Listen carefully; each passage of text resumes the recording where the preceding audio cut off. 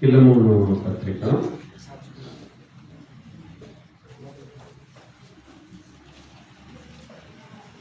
25 చరణాలు ఉన్నాయి. మొదటిగా ఈ పత్రిక మనం చదువుకుందాం. ఉత్తర ప్రత్యుత్తరముల ద్వారా నేను ఒక చరణం చదువుతాను, నేను ఒక వచనం చదువుతాను, మీరు ఒక వచనం, అలా మార్చి ఈ పత్రికను మనం చదువుకుందాం. చివరి వచనం అందరము కలిసి చదువుతాం. నేను ప్రారంభం చేస్తున్నాను. 1వ వచనం నేను చదువుతాను, 2వ వచనం మీరు అలాగా మార్చి చదువుతాం. క్రీస్తు యేసు ఖైదీ అయిన పౌలును, సహోదరుడైన తిమోతియును, మా ప్రియుడును, జత పనివాడైన ఫిలెమోనుకును,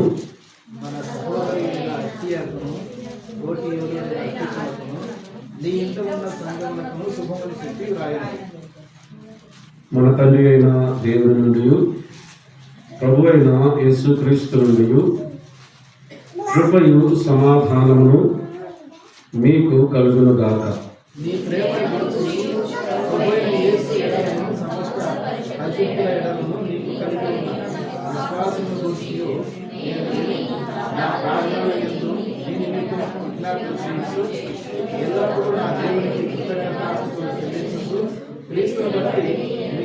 ప్రతి శ్రేష్టమైన విషయమై మీ అనుభవపూర్వకంగా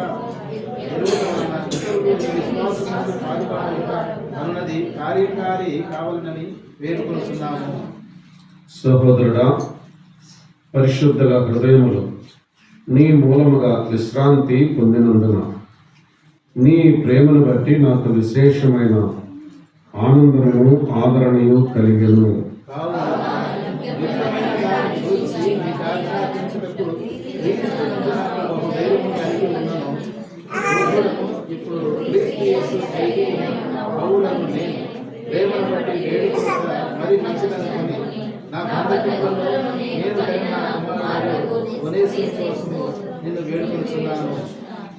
అతడు మునుపు నీకు నిష్ప్రయోజనమైన వాడే గాని ఇప్పుడు నీకును నాకును ప్రయోజనకరమైన వాడాయను.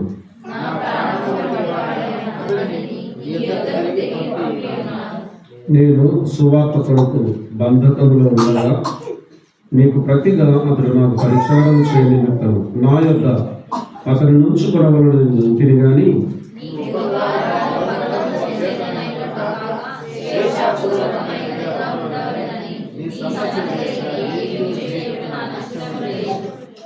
అతనికి మీదట దాసుడుగా ఉండక దాసుని కంటే ఎక్కువ వాడుగాను ప్రియ సహోదరుడుగాను విశేషముగా నాకును శరీర విషయమును ప్రభు విషయమును మరి విశేషముగా నీకును ప్రియ సహోదరుడుగాను నీ వద్ద ఎల్లప్పుడూ ఉండుటకే కాబోలు అతడు కొద్ది కాలము నిన్ను ఎడబాసి ఉండెను.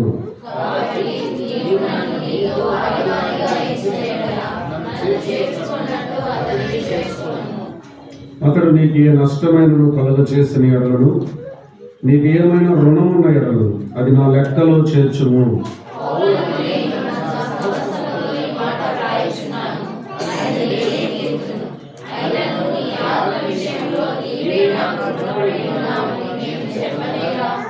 అవును సహోదరుడా, ప్రభువునందు నీ వలన నాకు ఆనందము కలుగనిమ్ము. క్రీస్తునందు నా హృదయమునకు విశ్రాంతి కలుగచేయుము.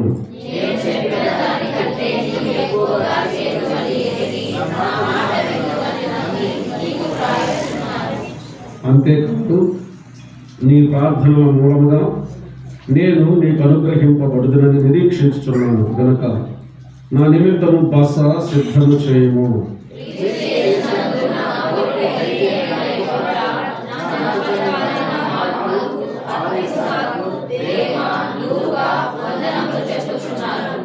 ఇరవై 25వ వచనం అందరం కలిసి చదువుదాం. మన ప్రభు అయిన యేసుక్రీస్తు కృప తోడైండుగాక. ఆమేన్. ప్రార్థన. సర్వోన్నతుడా, సకల యుగములలో రాజు అయ్యున్న దేవ, స్తుతులకు పాత్రుడవు, స్తోత్రార్హుడవు, ఘనత, మహిమ, ప్రభావము పొందిన అర్హుడైన దేవుడు, మీ ప్రియకుమారుడు, మా ప్రభువును, రక్షకుడు నేను క్రీస్తు యేసులో మాకు అనుగ్రహించిన గొప్ప రక్షణ, నిత్య జీవము, జీవముతో కూడిన నిరీక్షణకై మీకు మా కృతజ్ఞతాస్తుతులు చెల్లిస్తూ ఉన్నాం. దయాదేవ, ప్రేమ కలిగిన తండ్రి, పలుకూరులో ఉన్న స్థానిక సంఘాన్ని బట్టి, పరిశుద్ధులందరిని బట్టి మేము స్తుతిస్తున్నాం. ఒక్క దినము కూడికలో మీ కొరకు నాయన, మీ మహిమ కొరకై మేము ఎదురు చూస్తూ ఉన్నాం. మా అందరితో మాట్లాడమని ప్రార్థన చేస్తున్నాం. ముందుగా మీ దాసుని మీరు నిలవబెట్టుకొని అందించిన శ్రేష్టమైన మాటలను బట్టి మీకు స్తోత్రాలు. బలపరచండి, ఇక మిక్కుటముగా మీ మహిమ కొరకై వాడుకోమని ప్రార్థన చేస్తున్నాం. మరి యొక్క బలహీనుడైన మీ దాసుడు మీ పక్షమున నిలిచి ఉన్నాడు. మీ కృపచేత బలపరచండి. చేరువచ్చిన ప్రతి హృదయం యొక్క ఆంతర్యాన్ని ఎరిగిన దేవుడు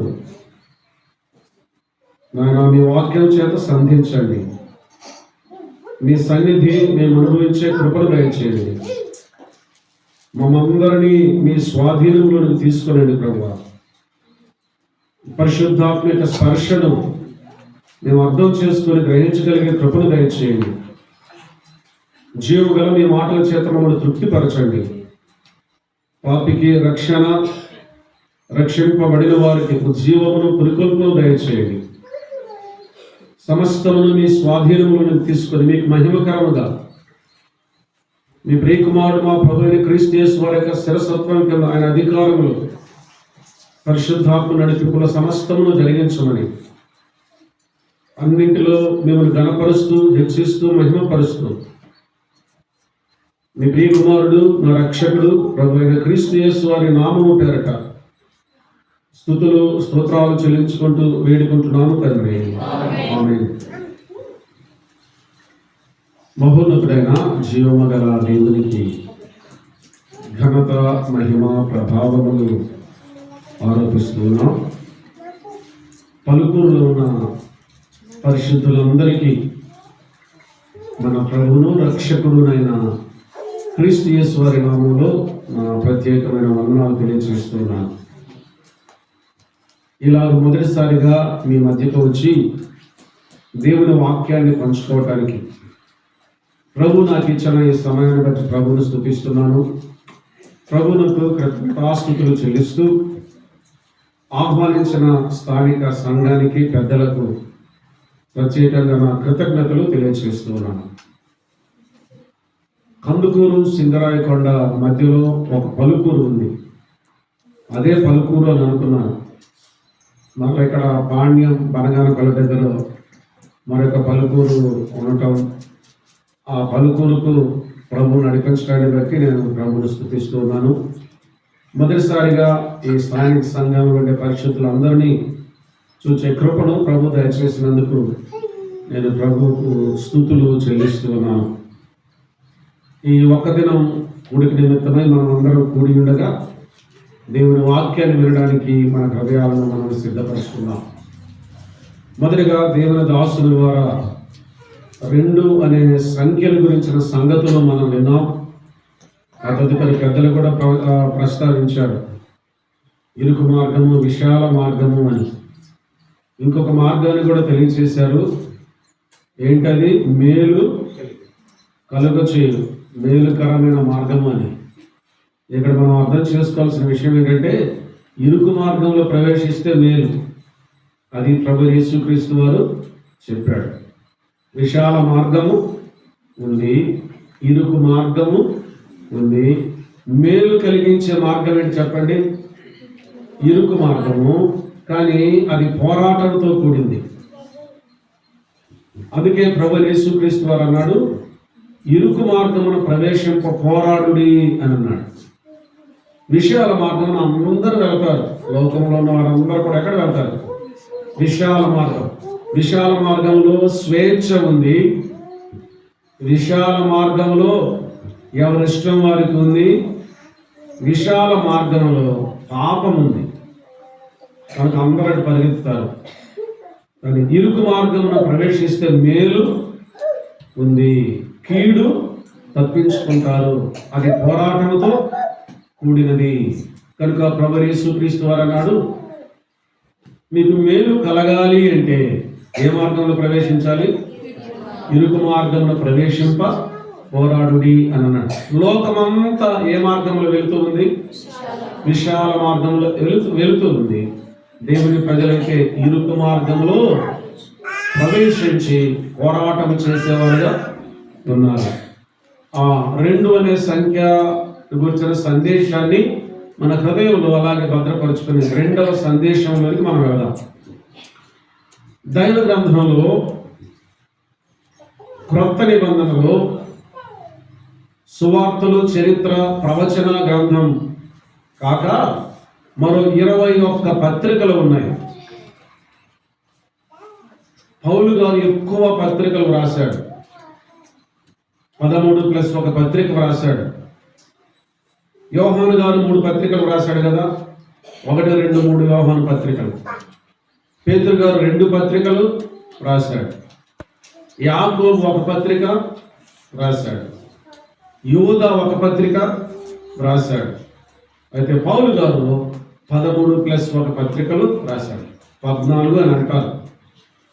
కారణం ఏంటంటే హెబ్రీలకు రాసిన పత్రిక పౌలు గారే రాశాడు అని అంటారు. కానీ హెబ్రీలకు రాసిన పత్రిక పౌలు గారు రాశారు అని చెప్పడానికి ఖచ్చితమైన నిర్ధారణ లేదు. ఒక్కొక్కరు ఒక్కొక్క రకంగా చెప్తారు. కొందరైతే ఆ పత్రిక అపోల్లో రాశాడు అంటారు, అకులా ప్రిస్కిల్లాలు రాశారు అంటారు, బర్నబా రాశాడు అని అంటారు. ఇలా రకరకాల అభిప్రాయాలు ఉన్నాయి. కానీ అన్నింటినీ వివేచించి సమూలంగా మనం పరిశీలన చేస్తే వ్రాసిన రచయిత ఎవరైనప్పటికీ కూడా అది దేవుని వాక్యం అనే సంగతి మనకు అర్థం కావాలి. అందుని గురించి ఒక్క వచనాన్ని చదువుదాం. చూడండి, పేతురు రాసినటువంటి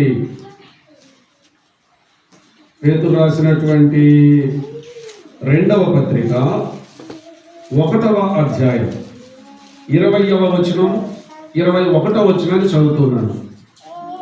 ఒకడు తన ఊహను బట్టి చెప్పుట వలన లేఖనములో ఏ ప్రవచనమును పుట్టదని మొదట గ్రహించుకొనవలను. ఏలయనగా ప్రవచనం ఎప్పుడును మనుషుని ఇచ్చని బట్టి కలగలేదు, కానీ మనుషులు పరిశుద్ధాత్మ వలన ప్రేరేపింపబడిన వారై దేవుని మూలముగా పలికిరి. కనుక ఈ బైబిల్ గ్రంథం అంతా కూడా దేవుని వాక్యం అనే సత్యం మనకు అర్థం కావాలి.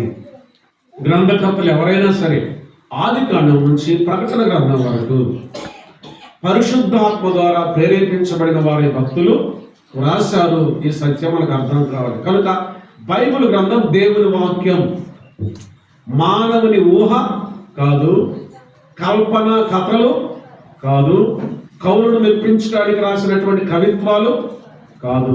బైబిల్ దేవుని వాక్యం అనగా చదువుతూ ఉన్నా వింటూ ఉన్నా కూడా మనకు అర్థం కావాల్సిన విషయం దేవుడే మనతో మాట్లాడుతూ ఉన్నాడు. కారణం ఇది దేవుని యొక్క వాక్యం. అయితే ప్రధానంగా 13 పత్రికలు పౌలు గారు రాశారని గట్టిగా ఖచ్చితమైన నిర్ధారణ ఉంది. పౌలు గారు కొన్ని పత్రికలు సంఘాలకు రాశాడు. రోమా సంఘానికి పత్రిక రాశాడు, రోమాలో ఉన్న సంఘానికి పత్రిక రాశాడు. గలతీ ప్రాంతంలో ఉన్న సంఘాలకు పత్రిక రాశాడు.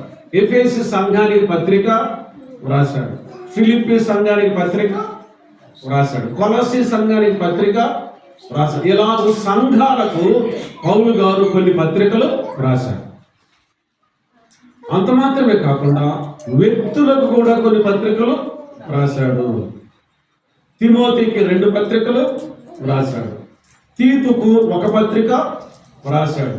ఫిలోమోనుకు 1 పత్రిక రాశాడు. ఇవి వ్యక్తులకు రాసిన పత్రికలు. వ్యక్తులకు రాసిన పత్రికలు ఏమన్నారంటే కాపరి పత్రికలు అని అన్నారు. కాపరి అంటే అర్థం ఏమిటంటే పెద్ద అని అర్థం. ఈ మాట గుర్తుపెట్టుకోవాలి. ఉన్నారు మీరు ఇక్కడ. కాపరి అన్న, అధ్యక్షుడు అన్న, నాయకుడు అన్న, పై విచారణకర్త అన్న, పెద్ద అన్నా కూడా ఇవన్నీ కూడా పెద్దలను ఉద్దేశించి చెప్పబడిన మాటలు. 5 పేర్లు ఉన్నాయి చెప్పారు కదా. ఒకటేమిటి? కాపరి. 2 అధ్యక్షుడు. 3 నాయకుడు. 4 పై విచారణ కర్త. 5 పెద్ద. ఈ 5 పదాలు వచ్చినా కూడా వారు పెద్దలే. ఆ సత్యం మనకు అర్థం కావాలి. కనుక కాపరి పత్రికలు అంటే అర్థం ఏంటంటే పెద్దలకు రాసిన పత్రికలు అని మనకు అర్థం కావాలి. మరి ప్రత్యేకంగా కాపరి పత్రికలను ఎందుకు పేరు పెట్టారంటే వీరికి ఒక బాధ్యత ఉంది. ఏంటో తెలిసిన? పెద్దలకు సంఘం మీద బాధ్యత ఉంది. ప్రధానంగా 2 బాధ్యతలు ప్రభు యేసుక్రీస్తు వారు చెప్పాడు. పేతురుతో యేసుక్రీస్తు ప్రభు అన్నాడు, పేతురు నీవు నన్ను ప్రేమిస్తున్నావా అని అడిగాడు. యోహాను రాసిన సువార్త 21వ అధ్యాయంలో నిన్ను ప్రేమిస్తున్నాను ప్రభువా అని అన్నాడు. నా గొర్రెలను కాయుము అని అన్నాడు. రెండవదిగా మరలా పేతురు నీవు నన్ను ప్రేమిస్తున్నావా అని అన్నాడు. ప్రభువా నేను నిన్ను ప్రేమిస్తున్నాను అని అన్నాడు. నా గొర్రెలను మేపుము అని అన్నాడు. మరలా మూడవదిగా పేతురు నీవు నన్ను ప్రేమిస్తున్నావా అని అడిగాడు. అవును వ్యసనపడి అని ఎన్నిసార్లు అడుగుతుంటే పేతురు వ్యసనపడి నీకే తెలుసు ప్రభువా అన్నప్పుడు నా గొర్రెలను కాయము. వీటిని 2గా మనం చూడగలం. నా గొర్రెలను కాయము, నా గొర్రెలను మేపుము. వారిని ఏమంటారు? గొర్రెలను కాసేవారిని, గొర్రెలను మేపేవారిని ఏమంటారు? కాపరులు అని అంటారు. కనుక ప్రధానంగా సంఘ పెద్దలకు ఇవ్వబడిన బాధ్యతలు అనేక బాధ్యతలు ఉన్నాయి. ప్రధానంగా 2 బాధ్యతలు ఉన్నాయి. ఒకటి సంఘమును కాయు బాధ్యత, 2 సంఘమును మేపు బాధ్యత. కాయుట అనగా అర్థం ఏంటి? ఒక గొర్రెల కాపరి ఉన్నాడు. ఆ గొర్రెలన్నిటిని కూడా ఈ కాపరి ఏం చేస్తాడు? కాపాడుతూ ఉంటాడు. వాటిని మేతకు తీసుకుని వెళ్ళేటప్పుడు వాటితో పాటు ఉంటాడు. సాయంకాలం వాటిని దొడ్డిలో తోలేటప్పుడు ఆ చుట్టూ ఆ దొడ్లో వాటిని తోలి ఆ దొడ్డికి ఆ తలుపు వేసి కాపలాగా ఉంటాడు. మేపేటప్పుడు కానీ దొడ్డులో తోలేటప్పుడు కానీ గొర్రెల మీద శత్రువు లేక క్రూర మృగాలు, తోడేళ్ళు, పులులు, సింహాలు దాడి చేయకుండా కాపాడుతూ ఉంటాడు. కనుక సంఘ పెద్దలకు ఇవ్వబడిన బాధ్యత కాసే బాధ్యత. ఇప్పుడు అపోస్తలుల కార్యముల గ్రంథం 20వ అధ్యాయం 28వ వచనం ఒక మాట చెప్తాను వినండి. నేను చెప్తాను వినండి. దేవుడు స్వరక్తమిచ్చి సంపాదించిన తన సంఘమును కాయుటకు పరిశుద్ధాత్మ దేనియందు మిమ్మల్ని అధ్యక్షులనుగా ఉంచెను. ఆ యావత్తు మందన గూర్చియు మీ మట్టుకు మిమ్మును గూర్చియు జాగ్రత్త కలిగి ఉండుడి. ఏలనగా నేను వెళ్ళిపోయిన తర్వాత క్రూరమైన తోడేళ్ళు మీలో ప్రవేశించును అని అన్నాడు. కనుక మందను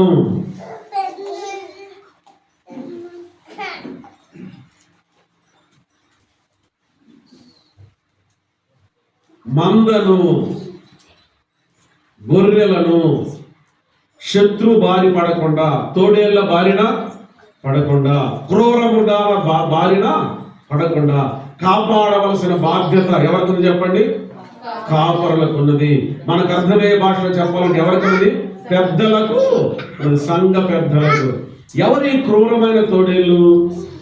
ప్రస్తుత దినాలలో దేవుని వాక్యములో ఈ పెద్దలను హెచ్చరిస్తూ తిమోతి అనేటువంటి ఆయన పత్రిక రాస్తూ పౌలు గారు ఏమన్నా తెలిసిన? అంత్య దినములలో అపాయకరమైన కాలములు వచ్చును. ఏమనగా ఈ అపాయకరమైన కాలములు ఏమిటంటే యుద్ధాలు, కరువులు, కరోనాలు, భూకంపాలు, తుఫాన్లు. అది కాదు.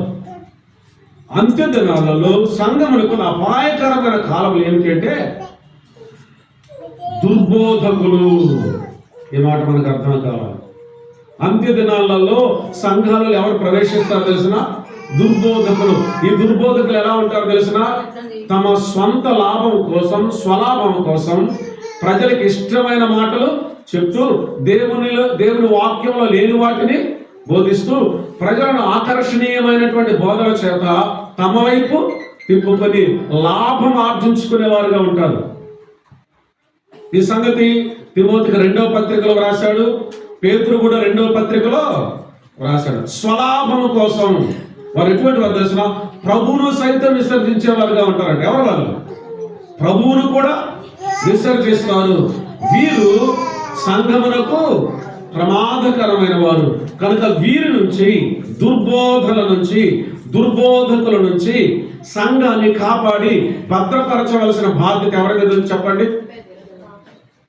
చెప్తారా? సంఘ పెద్దల, కాపరుల మీద ఉంది.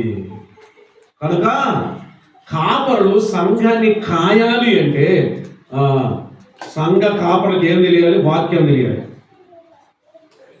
వాక్యం ఎరిగితేనే బోధ ఏమిటో, దుర్బోధ, ఆరోగ్యకరమైన బోధ ఏమిటో, దుర్బోధ ఏమిటో వివేచించి జాగ్రత్త తీసుకోగలరు. అందుకే పెద్దలకు ఇవ్వబడినటువంటి అర్హతలలో అదే తిమోతికి రాసినటువంటి మొదటి పత్రిక 3వ అధ్యాయంలో వినండి, చెప్తాను వినండి. ఇప్పుడు మీరేం చూడదు, నేను చెప్తుండగా వినండి. చెప్పబడిన మాట ఏంటి తెలిసిన? పెద్దకు ఉండేటువంటి అర్హతలలో దాదాపు 13-14 అర్హతలు ఉన్నాయండి.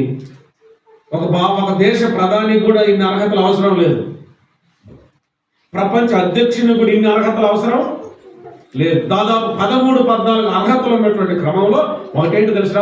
బోధింప తగిన వాడునై ఉండవలను అనింది. బోధింప తగిన వాడు అంటే ఏంటి అర్థం? బోధ ఎరిగిన వాడు, ఎరిగి బోధించే వాడు, ఆరోగ్యకరమైన బోధ, హిత బోధ. ఎప్పుడైతే ఎరిగి ఉంటాడో దుర్బోధ ఏందో తెలుసుకుంటాడు. కనుక స్థానిక సంఘాల్లో ఎవరినంటే వారిని అనుమతించడానికి వీలు లేదు. సంఘంలో ఉండేటువంటి విశ్వాసులు కూడా ఎటుపడితే అటు వెళ్తుంటే చూస్తూ ఊరుకోకూడదు పెద్దలు.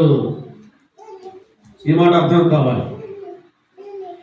ఎవరినంటే వారి లోపలికి అనుమతించకూడదు. విశ్వాసులను కూడా ఏ బోధ కంటే ఆ బోధకు అనుమతించకూడదు. ఈ దినాలలో యూట్యూబ్లో, ఫేస్బుక్లో, ఇన్స్టాగ్రామ్లో రకరకాలైన బోధలు వస్తూ ఉన్నాయి. వారి ప్రసారం క్రింద మరలా ఫోన్ నెంబరు ఇస్తారు, ఫోన్ పేలు, గూగుల్ పేలు ఇస్తారు. మేము మీకోసం ప్రార్థన చేస్తాము అంటారు, మీరు మాకు కానుకలు పంపండి అంటారు. మన సంఘాలలో కూడా స్పాన్సర్ చేసిన వాళ్ళు ఉన్నారు టీవీ ప్రోగ్రాంలు రహస్యంగా. ఎంత విచారకరమైన విషయం. కనుక ఈ పెద్దలకు ఉన్నటువంటి, కాపరులకు ఉన్నటువంటి బాధ్యత సంఘంలో దుర్బోధలు ప్రవేశించకూడదు. సంఘం నుండి విశ్వాసులు దుర్బోధలకు ఆకర్షింపబడకుండా సంఘానికి సరి అయిన కాపుదల, భద్రతను, కంచెను కల్పించాలి. ఈ దినాలలో ఏ బోధ అంటే ఆ బోధ వినొద్దండి. ఏ టీవీలో ఏ కార్యక్రమం అంటే ఆ కార్యక్రమం చూడద్దు. ఎవరు చెప్పిన వాక్యం అని వినటానికి వీలు లేదు. జాగ్రత్త, జాగ్రత్త, జాగ్రత్త. తమ వెంట ఈడ్చుకొని పోతారంటే ఎవరు తెలిసిన? క్రూరమైన తొడలు. ఈ హితబోధ, సద్బోధ కంటే కూడా దుర్బోధలు ఆకర్షణీయంగా ఉంటాయి. నాకు అర్థమైందా మీకు? ఆకర్షణీయంగా ఉండేది ఏంటి చెప్పండి? ఏ బోధ ఆకర్షణీయంగా ఉండేది? ఇక్కడ ఒకరు వచ్చి బ్రహ్మాండంగా ఒక పాట పాడి గంతులేస్తా మీకు అన్ని మేలు జరుగుద్ది, ఏ కీడు జరగదు, ఉద్యోగాలు వస్తాయి, ఆరోగ్యాలు వస్తాయి, వివాహాలు జరుగుతాయి, ఇల్లు కట్టుకుంటారు, పెళ్లిళ్ళు అవుతాయంటే ఏది బాగుంది చెప్పండి? ఏ బాధ బాగుందండి? పరిశుద్ధంగా ఉండండి, యథార్థంగా జీవించండి, ప్రేమ కలిగి జీవించండి, దేవునికి మహిమకరంగా ఉండండి. ఏది బాగుంది చెప్పండి? దేనికి ఆకర్షింపబడతారు ఎక్కువ? పౌలు గారు అన్నాడు, నేను మనుషులదైన సంపాదించుకొని చూస్తున్నానా, దేవునిదైన సంపాదించుకొని చూస్తున్నానా? నేను మనుషులదైన సంపాదించుకునే వాడనైతే దేవుని దాసుడిని కాకయే, నేను మనుషులను సంతోషపెట్టే వాడనైతే దేవుని దాసుడిని కాకయే వదను. సద్బోధ, హితబోధ ఏందో అర్థం కావాలి. ఒక వ్యక్తికి జ్వరం వచ్చింది అనుకోండి, ఆ వ్యక్తి చేత ఏమైనా ముందు గోళీలు వేస్తారు, మాత్రలు వేస్తారు కదా, మాత్రలు అంటారా, గోళీలు అంటారా, బిల్లలు అంటారా? మాత్ర అన్నాడు, మాత్ర వేస్తారు. మాత్ర తీయగా ఉంటుందా, చేదుగా ఉంటుందా? నిద్రపోయి చెప్పాలా? నిద్రపోయి చెప్పండి, మాత్ర తీయగా ఉంటుందా, చేదుగా ఉంటుందా? చేదు మాత్రం మింగితేనే కానీ జ్వరం తగ్గదు. సూది మందు కూడా వేస్తారు కదా, ఇంజక్షన్ చురుకుంటుందా లేకపోతే హాయిగా ఉంటుందా? చురుకుంటుంది. చురుకు కలిగించి, నొప్పి కలిగించి ఇంజక్షన్ వేస్తే కానీ జబ్బు నయం కాదు. దేవుని వాక్యాన్ని మనం అలా స్వీకరించాలి. హెచ్చరించము, ఖండించము, బుద్ధి చెప్పుము, నీతి యందు శిక్ష చేయడానికి దేవుని వాక్యం. ప్రస్తుతానికి మనం కష్టం అనిపించిన ఆ తర్వాత వచ్చే ఫలితం ఆశీర్వాదకరంగా ఉంటుంది. అది ఆలోచన చేయాలి. కనుక కాయాలి పెద్దలారా, సంఘాన్ని కాయాలి. దుర్బోధులు ప్రవేశించకుండా, దుర్బోధులకు ఆకర్షింపబడకుండా. రెండవదిగా ఏమన్నాడు ప్రభు? నా గొర్రెలను మేపుము అని అన్నాడు. మేపుము అంటే అర్థం ఏంటంటే మంచి దేవుడి వాక్యాన్ని, లేఖనాన్ని ప్రజలకు అందించాలి. వాక్య దానికి ఉడికిందండి. బైబిల్ స్టడీ ఉందా లేదా? బైబిల్ స్టడీ లేదా మీకు? చాలా బాధాకరమైన విషయం. మొదలెట్టండి. రొట్టె విరిచే కొడుకుందా? రొట్టె విరిచే కొడుకులో వాక్యం చెప్తారు కదా, చెప్తారా చెప్పరా? చెప్తారు. ఈ పెద్దలు లేక బోధ అనే వరము కలిగినటువంటి వారు ఏం చేయాలి తెలిసిన? ప్రభువు సన్నిధానములో ఆయన పాదాల యొద్ద కూర్చొని దేవుని వాక్యాన్ని, లేఖనాలను తెరచి ధ్యానము చేసి సంఘానికి అందించాలి. అది సంఘానికి ఆహారం. దేవుని వాక్యమే ఆహారం. దేవుని వాక్యం ఎలా పోల్చబడింది? పాలతో పోల్చబడింది, బలమైన ఆహారంతో పోల్చబడింది. కనుక దేవుని యొక్క వాక్యాన్ని, బలమైన దేవుని వాక్యాన్ని సంఘములోని విశ్వాసాలకు అందించాలి. అందుకే ప్రభు యేసుక్రీస్తు వారు పేతురుతో అన్నాడు, నా గొర్రెలను మేపుము అని అన్నాడు. ఇక మీరు పిల్లలు ఆడుకుంటుంటే అనవసరం. దాని గురించి ఏమైనా పరిష్కారం ఆలోచన చేయండి. ఇబ్బందికరంగా ఉంది. ఏంటంటే రోజు చూసే వాళ్ళైనా కదిలితే వాళ్ళ సాయం చూస్తారు. అది మన బలహీనత. ఎందుకంటే అది మనకు అభ్యంతరం, వినేవారికి కూడా అభ్యంతరం. ప్రేమతో మనం చేస్తూ ఉన్నాం. సంఘములో బలమైన ఆహారం అనే దేవుని వాక్యం లేకపోతే, ఒక వ్యక్తికి సరైన ఆహారం లేకపోతే ఏమవుతారు చెప్పండి? ఏమవుతారు? ఒక 10 రోజులు అన్నం తినలేదు అనుకోండి, ఒక అబ్బాయి, ఒక పిల్లడు ఏమవుతాడు? అసలు 10 రోజులు తినకుండా ఉండగలడా లేదా? ఒక 2-3 రోజులు తినలేదు అనుకోండి, ఏమవుతాడు? బలహీనుడై పోతాడు. సంఘంలో విశ్వాసులకు వాక్యం లేకపోతే ఏమైపోతారు? బలహీనులై పోతారు.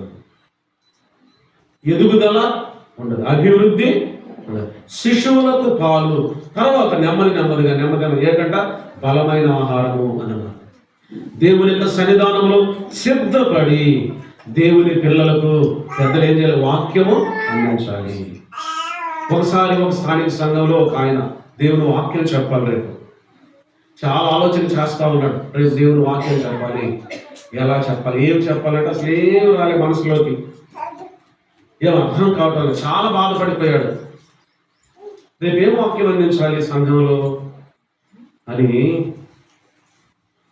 ఇక ఏం చేయాలి అర్థం కాక ఆ మందిరం తలుపులు తీసుకొని లోపలికి వచ్చి, లోపలికి రావడానికి దుమ్ము దులిపే పట్ట ఉంటుంది కదా, ఆ పట్ట మీద మోకరించి ఈ తల నేల కానించి ఏడుస్తూ ప్రార్థన చేశాడు. ప్రభువా, రేపటి దినాన అనేక మంది మీ పిల్లలు సంఘానికి వస్తారు, వారికి ఏం వాక్యం చెప్పాలి ప్రభువా? నాకు ఏ తలంపు రాలేదు ప్రభు, తలంపు దయచేయి, ధ్యానము దయచేయని కన్నీళ్లతో ప్రార్థన చేశాడంట. కన్నీళ్లతో ప్రార్థన చేయగానే మరుసటి రోజు ఆ రొట్టె విరిచే కూడికలో దేవుడు అద్భుతంగా వాడుకున్నాడంట. చేరు వచ్చిన ప్రజలందరూ కూడా ఎంతో మేలుకుంది వెళ్ళారంట. ఆత్మీయంగా మేలుకుంది వెళ్ళారంట. ఆత్మీయంగా ఆశీర్వదించబడి వెళ్ళారు. ఆత్మీయంగా బలపరచబడి వెళ్ళారు. ఎందుకు తెలిసిన? బలమైన ఆహారం. కడుపు నిండా తినగానే ఒంట్లోకేమో అసలు చెప్పండి, శక్తి వస్తుంది. కావాలి, శక్తి కావాలి. కారణం ఏంటి తెలిసిన? మనకు ఎందుకు శక్తి కావాలి? కారణం ఏంటి తెలిసిన? మనం పోరాటంలో ఉన్నాం. ఆ పోరాటం అదృశ్యమైనది, కన్నులో కనిపించేది కాదు. మీరు పోరాడినది శరీరంతో కాదు అన్నాడు. మీకు ఒక మాట జ్ఞాపకం చేయమంటారా? కరోనాలో చాలా పోరాడారు. కరోనా అనే ఒక క్రిమి ఉంది, అది కన్నులో కనిపించిందా? కొందరు అన్నారు కనపడితే బాగుంది, దాన్ని నిర్మూలన చేద్దాం అన్నాడు. కనపడదు కదా, కనుక కనపడదు. అయినా దాన్ని జయించాలంటే ఏం చేయాలా? శరీరంలో రోగ నిరోధక శక్తి పెరగాల. రోగ నిరోధక శక్తి పెరగాలంటే ఏం చేయాలా? మాంసము, గుడ్లు, ఇంకేం చెప్పండి, పప్పు, పాలు, ఇంకా ఏంటి చెప్పలేదు, జీడిపప్పు, బాదం పప్పు, వాల్నట్స్, ఇంకేమన్నా చూడండి. అవి చెప్పారు కదా మీకు, బలమైన ఆహారం తీసుకోండి చెప్పారు కదా. అంత మాత్రమే కాదు, మంచి మసాలాలు తీసుకోమన్నారు, చెక్క, లవంగా, ఇంకేంటి చెప్పండి, కారం, ఉప్పు బాగా వేసుకొని మసాలా దక్కించి తినండి, ఆ క్రిమి చచ్చిపోద్ది అని అన్నారు. కళ్ళు కనపడదు కాదు, కనపడదు కనుక రోగ నిరోధక శక్తి, ఇమ్యూనిటీ పవర్ పెంచుకొని దాన్ని ఎదిరించాలి. కనుక మన శత్రువు కూడా మనకు కనిపించడు. కాబట్టి అర్థమవుతుందండి, మీరు పోరాడునది శరీరులతో కాదు, కారణం అదృశ్యమైన యుద్ధం మంది. కనుక అంతరంగం మనకేం కలగాలి? ఇమ్యూనిటీ, ఆత్మీయమైన బలం, రోగ నిరోధక శక్తి అంతరంగంలో మనకు కలిగితే ఏం చేస్తాం? అదృశ్యుడైన శత్రువుని మనం ఎదిరిస్తాం. అంత మాత్రమే కాదు, మనం దేవుని వాక్యము చేత బలము పొందుతాము. సాతాను ఎవరికైనా కనిపించాడండి? నన్ను కనిపించాడు. ఎవరికైనా కనిపించాడా? కనపడ్డాడంటే నమ్మవద్దు. సాతాను అంటే సహజంగా మనం ఏమనుకుంటాం తెలిసిన, ఒక గుండు, ఏమంటే తలంతా క్షవరం చేసిన గుండు, ఆ గుండు మీద 2 కొమ్ములు, ఇక్కడ 2 కోరలు, నల్ల గుడ్లు వేసుకొని చేతులు ఒక ఏదైనా మరణాదాయాన్ని పట్టుకొని ఎలా ఉంటాడు అనుకుంటాం మనం. సాతాను ఎప్పుడు అట్టున్నాడు, గుర్తుపెట్టుకోండి. అంటే మీకు అర్థమవుతుందా? సాతాను ఎప్పుడు వికృతంగా ఉండడు. సాతాను చాలా సౌందర్యంగా ఉంటాడు. అందుకే సాతాను గురించి ఏం చెప్పి తెలిసిన, వాడు వెలుగు దూత వేషం వేసుకొని వస్తాడంట. వాడేమి భయంకరంగా కనపడ్డాడు, ఏం చేస్తాడు? పారిపోతాడు. కానీ భయంకరంగా వికృతంగా కనపడ, చాలా ఆకర్షణీయంగా అందంగా ఉంటాడు. కానీ వాడు మన కన్నులకు కనిపించడు. లోకము నుండి ఆకర్షణీయమైన వాటన్నింటిని మన యొద్దకు తీసుకొని మన విశ్వాస జీవితాన్ని పతనము చేసి, పరిశుద్ధతను కోల్పోయేటట్లు చేసి, దేవునికి అవమానకరంగా జీవించేటట్లు చేసి మనల్ని పతనం చేయడానికి చూస్తాడు. కానీ వాడు మన కన్నులకు కనిపించడు. ఇమ్యూనిటీ లోపల ఏం కావాలి చెప్పండి? ఏం కావాలి? శక్తి కావాలి. అందుకే ఎఫెసీయులకు రాసిన పత్రిక 6వ అధ్యాయం అంటాడు, మీరు ఈ సర్వాంగ కవచం అంతా ధరించుకొని అపవాదిని ఎదిరించడానికి శక్తి గలవారగనట్లు అని అన్నాడు. కనుక మనకు అంతరంగాలు ఏం కావాలంటే శక్తి కావాలి. సర్వాంగ కవచం అని చెప్పాడు అక్కడ.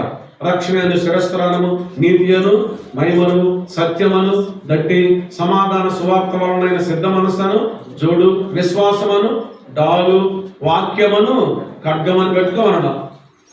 ఇవన్నీ సర్వాంగ కవచాన్ని ధరించుకోమన్నాడు. ఒక క్షయ వ్యాధిగ్రస్తునికి, అంటే ఒక టీబీ పేషెంట్కు ఇవన్నీ ధరించండి. ఏమవుతాడు చెప్పండి? నెత్తిన ఒక కిరీటం పెట్టి, ఛాతీకి మైమరు తొడిగి, తట్టి గట్టి, కాళ్ళకు జోత బూట్లు వేసి, ఒక డాలు, ఒక కత్తి చేతికిచ్చి యుద్ధానికి పోరా అన్నాడు అనుకోండి. ఏమవుతాడు చెప్పండి? చెప్పరండి. సర్వాంగ కవచం అంతుంది కదా, యుద్ధం చేయటానికి కత్తి ఉంది, అడ్డుకోవటానికి డాల్ ఉంది, శక్తి కోసం ఏముంది? నడుములకు దట్టి ఉంది, పాదాలు ఏ విధమైనటువంటి నష్టం కలుగుకుండా ఏమైనా బూట్లు ఉన్నాయి. ఇక యుద్ధానికి వెళ్ళొచ్చు కదా. ఏమవుతాడు? అసలు వీటిని మొయ్యలాక అక్కడే కోలబడతాడు. ఏ సర్వాంగ కవచం అవుతుందో దాన్ని మొయ్యలాకనే కోలబెడతాడు. కనుక ఆ సర్వాంగ కవచాన్ని ఉపయోగించుకొని యుద్ధంలో జయం పొందాలంటే లోపల ఏం కావాలి? ఒక బలాఢ్యుడైన ఆరోగ్యవంతుని వ్యక్తి కనుక ఈ సర్వాంగ కవచాన్ని ధరించి యుద్ధంలోకి పంపిస్తే విజయం సాధిస్తాడు. కారణం ఏంటి? వీటిని ఉపయోగించగలిగిన శక్తి కావాలి. కనుక శక్తి కావాలి అంటే, బలం కలిగి ఉండాలి అంటే ప్రభు ఏమని చెప్పాడు తెలిసిన, నా గొర్రెలను మేపుము అని అన్నాడు. అమ్మ బాబు అర్థమవుతుందా? కనుక ఈ పెద్దలుగా ఉన్నటువంటి వారికి దేవుడిచ్చినటువంటి ప్రధానమైన బాధ్యత ఏంటో తెలిసిన, గొర్రెలను కాయాలి, గొర్రెలను మేపాలి, మందను కాయాలి, మందను మేపాలి. అప్పుడు సంఘం ఎలా ఉంటుంది తెలిసిన, ఆరోగ్యకరంగా ఉంటుంది, అపవాది దాడి నుండి కాపాడబడుతుంది. ఈ బాధ్యత ఎంతైనా అవసరం. అందుకే పౌలు గారు కాపరి పత్రికలు రాశాడు, కాపరుల పత్రిక రాశాడు. ఏ పత్రిక? తిమోతికి 2 పత్రికలు, తీతుకు 1 పత్రిక, ఫిలోమోనుకు 1 పత్రిక. ఈ పత్రిక మనం చదివామే. ఈయన సంఘ పెద్ద, ఆ పెద్దకు రాస్తున్నాడు పత్రిక. అందుకెంతసేపు నేను చెప్పాల్సి వచ్చింది. ఫిలోమోను సంఘ పెద్ద. ఎక్కడంటే కొలస్సీ సంఘానికి పెద్ద. ఫిలోమోను పౌలు గారి యొక్క పరిచయలో పౌలు గారు సువార్త చెప్తే ప్రభువు నమ్ముకొని రక్షణ పడ్డాడు. బహుశా ఎఫెసీ పట్టణంలో అలాగ జరిగి ఉంటుంది అని అనుకున్నాను అంటారు చరిత్రకారులు. మెట్టుకు పౌలు గారి యొక్క సువార్త పరిచయంలోనే ఫిలోమోను ప్రభువు నమ్ముకొని రక్షింపబడ్డాడు. ఎక్కడ ఉన్నాడో తెలిసిన, కొలస్సీ సంఘంలో ఉన్నాడు. ఒక విషయం. మరొక విషయం ఏంటంటే, కొలస్సీలో ఉన్న సంఘము ఫిలోమోను ఇంట్లో కూడుకుంటాడు. అందుకే రాష్ట్ర ఏమన్నా తెలుసు, నీ ఇంట ఉన్న సంఘమునకు అన్నారు. అమ్మ ఎవరు దిగులు పడి కూర్చున్నారు వెనకోళ్ళు, ఏదో అంత దిగులుకున్నారంటే వాక్యమేనండి. ఫిలోమోను కొలస్సీ సంఘ పెద్ద. కొలస్సీ సంఘము ఎక్కడ కూడుకుంటారో తెలిసిన, ఫిలోమోను ఇంట్లో కూడుకుంటారు. ఆ దినాలలో దాదాపు 100 సంవత్సరాల దాకా, అమ్మ ఉన్నారు ఇక్కడ, మీరు ఉన్నారు ఇక్కడ, వింటున్నారా? సంఘం ఆవిర్భావం చెంది, సంఘం ఎప్పుడు ఏర్పడింది తెలిసిన, సంఘం ఎప్పుడు ఆవిర్భావం చెందిందో తెలుసా? అపోస్తుల కార్యముల గ్రంథం 2వ అధ్యాయంలో, 1వ అధ్యాయంలో ప్రభు పరమునకు ఆరోహణుడు అయ్యాడు, 2వ అధ్యాయంలో పరిశుద్ధాత్మ దిగి వచ్చాడు, పేతురు లేచి సువార్త ప్రకటించాడు, దాదాపు 3000 మంది ప్రభువును అంగీకరించారు, బాప్తిస్మము పొందారు. వీరు అపోస్తుల బోధ యందును, సహవాసమందును, రొట్టె విరుచుట యందును, ప్రార్థన చేయకందును ఎడతెగక ఉండేది. ఆది సంఘం ఆవిర్భావం చెందింది, ఆరంభమైంది. అక్కడే మనం గమనిస్తే ఇంటింటా రొట్టె విరుచుచు అనే మాట మనం చదువుతాం. ఆ దినాలలో సంఘము ఇళ్లలో కూడుకునేవారు. దాదాపు 100 సంవత్సరాల దాకా మందిరాలే కట్టలేదు. మొదటి శతాబ్దం అంతా కూడా ఈ భౌతికమైన కట్టడాలు లేవండి. ఇళ్లలోనే సంఘము కూడుకునేవారు. అసలు సంఘం అంటేనే ఏంటి చెప్పండి? ఈ కట్టడమా లేకపోతే మనమా? రక్షింపబడిన దేవుని ప్రజలమైన మనమా లేకపోతే ఈ కట్టడమా?